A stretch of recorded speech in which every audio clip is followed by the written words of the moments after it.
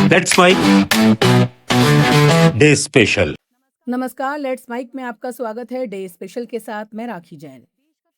15 मई दुनिया के सबसे लोकप्रिय कार्टून किरदारों में से एक के जन्म की कहानी से जुड़ी तारीख। एक ऐसा किरदार जिसने लगभग एक सदी से बच्चों ही नहीं, बड़ों की दुनिया में भी मुस्कान, कल्पना और मनोरंजन की नई दुनिया बसाई। ये दिन है मिक्की माउस के पहली बार पर्दे पे आने का। साल 1928। मनोरंजन की दुनिया तेजी से बदल रही थी। साइलेंट फिल्मों का दौर था और एनिमेशन अभी अपने शुरुआती कदमों पर था। इसी दौरान वॉल्ट डिज्नी ने एक ऐसा किरदार बनाया जो आने वाले समय में पूरी दुनिया की पहचान बन जाएगा। 15 मई 1928 को डिज्नी की शॉर्ट फिल्म प्लेन क्रेजी की टेस्ट स्क्रीनिंग की गई। यही वो फिल्म थी जिसमें पहली बार मिक्की माउस दर्शकों के सामने आया। ये फिल्म उस समय के मशहूर पायलट चार्ल्स लिंगगर की ऐतिहासिक अटलांटिक उड़ान से प्रेरित थी। करीब 6 मिनट की इस साइलेंट फिल्म में मिकी एक विमान उड़ाने की कोशिश करता दिखाई देता है।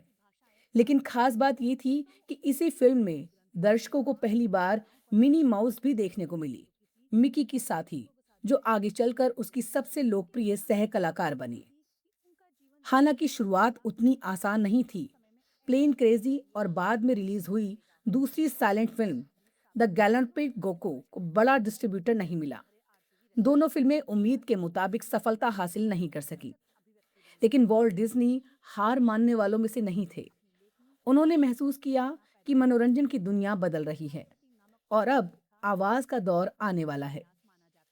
इसी सोच के साथ डिज्नी ने अक्टूबर 1928 में एक नई फिल्म पर काम शुरू किया, स्टीम बोट विली। ये वही फिल्म थी जिसने इतिहास बदल दिया। इसमें पहली बार सिंक्रोनाइज साउंड यानी आवाज और संगीत को एनिमेशन के साथ जोड़ा गया। जब दर्शकों ने पहली बार मिकी माउस को सीटी बजाते, हंसते और हरकत करते देखा सुना तो वो हैरान रह गए। फिल्म जबरदस्त हिट हुई और 2 हफ्तों तक थिएटरों में चली। डिज्नी को इससे करीब $1000 की कमाई हुई। लेकिन असली कमाई थी एक ऐसे किरदार की लोकप्रियता जो पूरी दुनिया का चहेता बनने वाला था। लेकिन मिकी माउस की कहानी सिर्फ फिल्मों तक सीमित नहीं है। इसकी शुरुआत एक बेहद साधारण पल से हुई थी। कहा जाता है कि एक दिन वॉल्ट डिज्नी अपनी डेस्क पर बैठे थे। तभी उन्होंने एक छोटे से चूहे को इधर उधर दौड़ते देखा। उसकी गतिविधियां उन्हें मजेदार लगी। उन्होंने उसी से प्रेरित होकर एक किरदार का स्केच बनाया। पहले उसका नाम मॉर्टिमर रखा गया, लेकिन डिज्नी की पत्नी लिलियन को यह नाम पसंद नहीं आना। उन्होंने सुझाव दिया मिक्की, और इस तरह जन्म हुआ मिक्की माउस का। मिक्की को खास बनाने के लिए डिज्नी ने उसे इंसानों जैसी खूबियां दी। गोल चेहरा, बड़े कान, हाथों में सफेद ग्लव्स, पैरों में बड़े जूते और चंचल स्वभाव। वो केवल कार्टून नहीं था, बल्कि एक ऐसा दोस्त था जिससे बच्चे खुद को जोड़ पाते थे। धीरे धीरे डिज्नी ने मिक्की की दुनिया को और बड़ा किया। मिनी माउस के अलावा डोनाल्ड डक, गूफी और प्लूटो जैसे किरदार भी सामने आए। ये सभी मिक्की के दोस्त बने और बच्चों की कल्पनाओं की दुनिया का हिस्सा बन गए।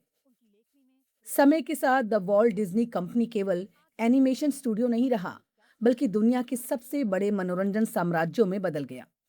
फिल्मों, टीवी चैनलों, थीम पार्क्स और डिजिटल प्लेटफॉर्म्स तक डिज्नी ने मनोरंजन की दुनिया को नई दिशा दी। आज डिज्नी दुनिया के सबसे मूल्यवान ब्रांड्स में गिना जाता है। 96 साल बाद भी मिकी माउस की लोकप्रियता कम नहीं हुई है। वो सिर्फ एक कार्टून कैरेक्टर नहीं, बल्कि बचपन की यादों, मासूमियत और कल्पनाओं का प्रतीक बन चुका है। दुनिया की लगभग हर पीढ़ी ने मिकी को देखा है, उससे जुड़ी कहानियां सुनी हैं और उसके साथ हंसी के पल बिताए हैं। 15 मई का ये दिन हमें ये याद दिलाता है कि कभी कभी दुनिया बदलने वाले विचार बहुत साधारण जगहों से जन्म लेते हैं। एक छोटे से चूहे को देखकर बनाई गई तस्वीर ने पूरी दुनिया के मनोरंजन उद्योग को नई पहचान दे दी। और शायद यही वजह है कि जब भी स्क्रीन पर मिक्की माउस की हंसी गूंजती है, तो कहीं ना कहीं हर इंसान अपने भीतर के बच्चे से फिर एक बार जुड़ जाता है। डे स्पेशल में आज के लिए बस इतना ही। जुड़े रहिए लेट्स माइक के साथ। नमस्कार।